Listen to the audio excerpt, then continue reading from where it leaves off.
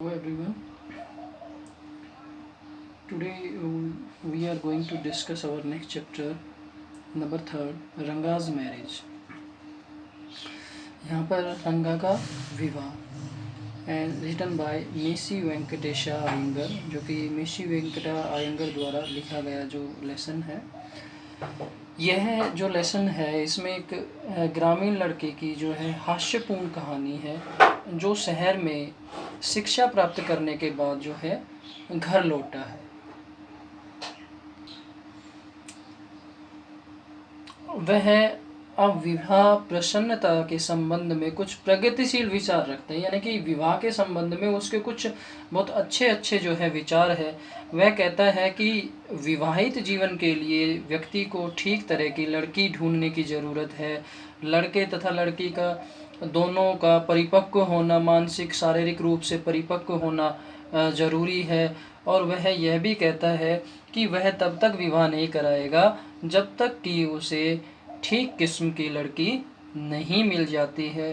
किंतु उसके सभी नए प्राप्त किए गए विचार जो है तुरंत नदारद हो जाते हैं, गायब हो जाते हैं। जब क्या होता है, जब वह एक 11 वर्षीय लड़की को देखता है जिसका नाम रत्ना है। अब वो किस प्रकार से उससे विवाह करने के लिए जो है सहमत हो जाता है और उसकी विवाह करने की जो उत्सुकता है वो बढ़ जाती है। तो यहाँ पर रंगा के विवाह के बारे में आज हम कुछ डिस्कस करेंगे। Ranga the accountant son is one of the rare breed among the village folk who has been to the city to pursue his studies। देखिए, रंगा जो था वो गांव के अकाउंटेंट का एक लेखाकार का बेटा था, जो सबसे पहला ही एक लड़का था जिसको जो है गांव से जो है बाहर शिक्षा प्राप्त करने के लिए भेजा गया था। When he returns to his village from the city of Bangalore, जो बेंगलोर से जब वापस आता है अपने गांव में, the crowd mill around his house to see whether he has change और नॉट ना। तो उसके जो घर के आसपास जो बहुत भारी भीड़ जमा हो जाती है कि रंगा कैसा दिखता है, शहर से आया है पढ़ के, वो उसमें कुछ बदलाव आया है या नहीं आया है। तो ये सब किस्म की बातें जो है गांव वालों के बीच में चलती हैं। His ideas about marriage are now quite different, और आर दे। तो उसके जो विवाह के बारे में कुछ प्रस्ताव हैं, कुछ विचार हैं, बड़े डिफरेंट हैं। किस तरीके से डिफरेंट है और वे क्या है, चलो हम देखते हैं।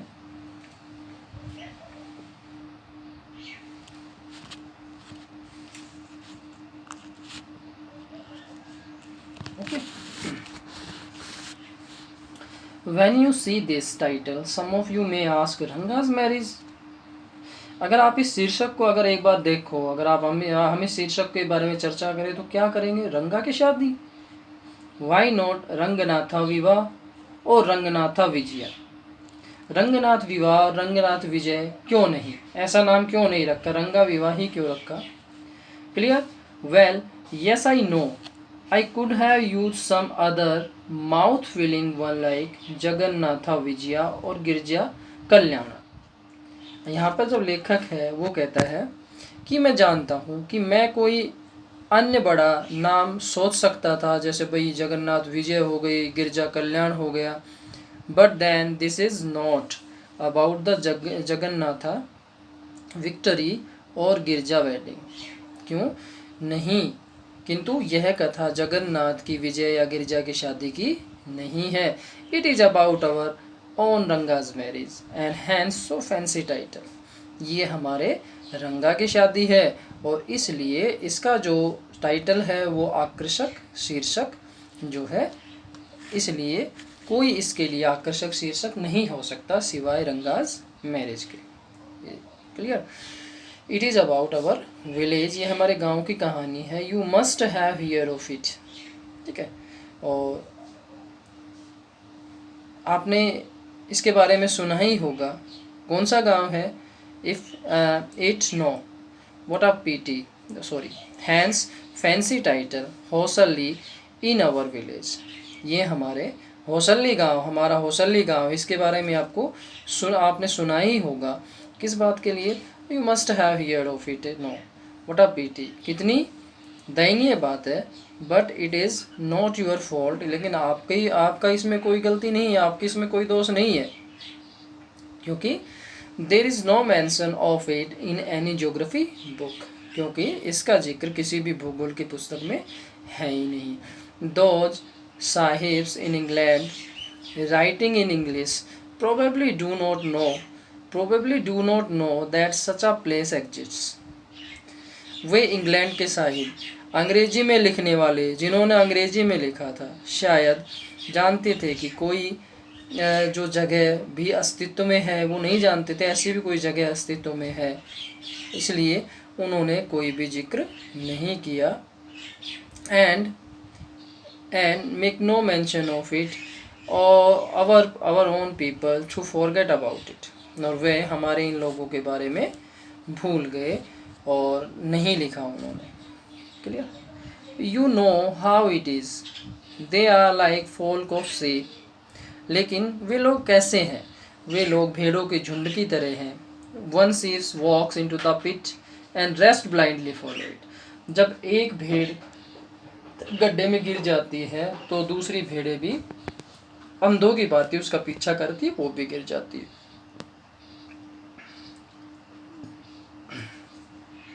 When both the sahibs in England and our own, yes, when both the sahibs in England in our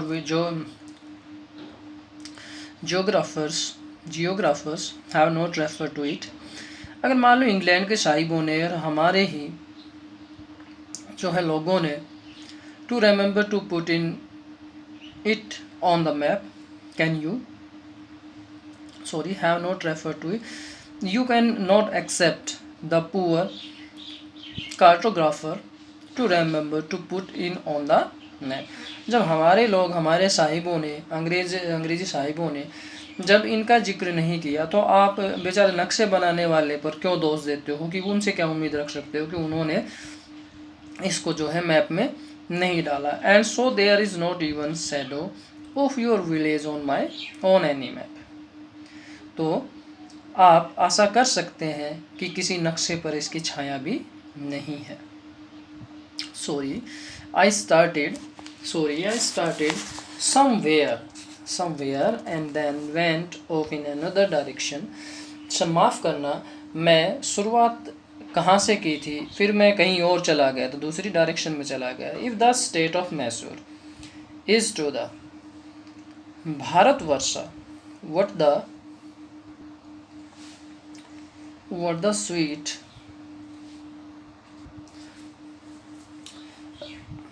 what the sweet कारिदा गाबू, जो यहाँ पर कारिगा दाबू is to a festive meal, then Hosalli is to Mysore state। What is the feeling to the कारिगा दाबू? Okay, तो यहाँ पर यदि मैसूर राज्य का संबंध भारतवर्ष से है, अगर ऐसा माना जाता है, तो कारिगा दाबू मिठाई का संबंध त्योहार के उसी तरीके से भोज से है। जो होसल्ली का संबंध मैसूर से वही है, ठीक है, जो what I have said in the absolutely true, believe me। Okay, तो फेस्टिव जो मील है then Hosalli is Mysore state, what is the feeling is तो कारिगा दाबू। मतलब कि अगर भारतवर्ष का कहता है, अगर भारतवर्ष का जो संबंध, ठीक है, यदि मैसूर का संबंध अगर भारतवर्ष से, यानी समझ लो कि मैसूर भारतवर्ष में है तो इसका संबंध मैसूर का भारतवर्ष से है। क्लियर? और कारिगा दाबू मिठाई का संबंध त्योहार से है। जो कारिगा दाबू है ये हमारे पास, इसका संबंध मान ले किसी त्योहार की मिठाई से है, ठीक है, त्योहार की मिठाई के या भोज से है, समझ गए।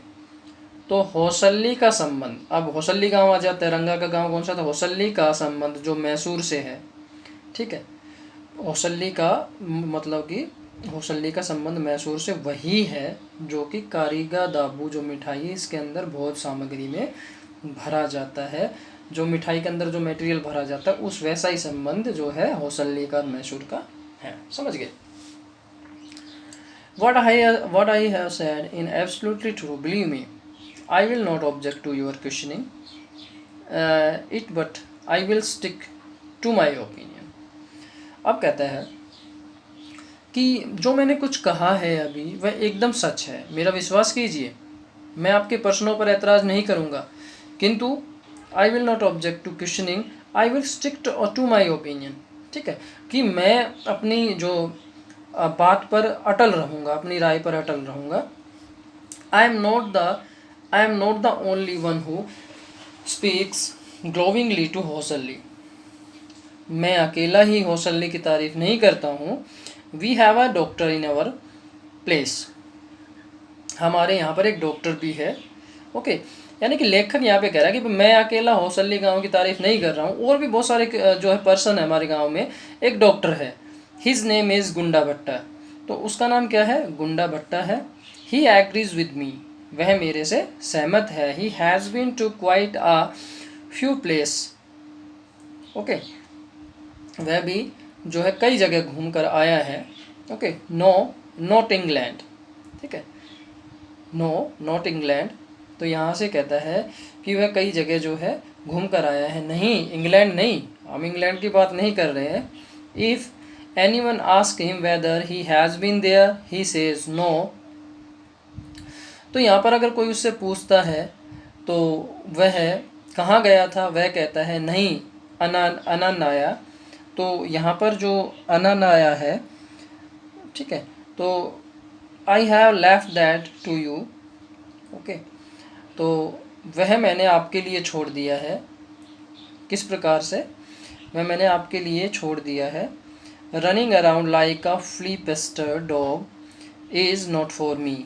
ठीक है, एक पिस्सूग्रस्त कुत्ते की तरह दौड़ना मेरा काम नहीं। I have seen a few places in my time, मैंने भी अपने समय में कई स्थान देखे हैं। As a matter of fact he has seen many, वास्तव में ही कई स्थान देखे हैं। We have some mango trees in our village, हमारे गांव में बहुत सारे मैंगो ट्री हैं। ओके, आम के पेड़ हैं। Come visit us and I will give you a raw mango from one of them. आप आओ कभी, मैं आपको उसमें से कच्चा आम दूंगा। डू नॉट ईट इट, उसको खाना नहीं, जस्ट टेक अ बाइट, केवल एक टुकड़ा काटना। The sureness is sure to go straight to your brahmarandhra, यानी कि ब्रह्मारंध्र यहाँ पर, तो वो आपको सीधा कहाँ लेके जाएगा? एक जैसे टुकड़ा आप खाओगे, जैसे ही आप एक टुकड़ा खाओगे उसका खट्टापन सीधा आपको ब्रह्मारंध्र को जाएगा। Okay, I once took one such fruit home and a chutney was made out of it. और मैंने एक बार ऐसा ही फल अपने घर ले आया और उसकी मैंने चटनी बनाई। All of us ate it, हम सभी ने खाई। क्लियर?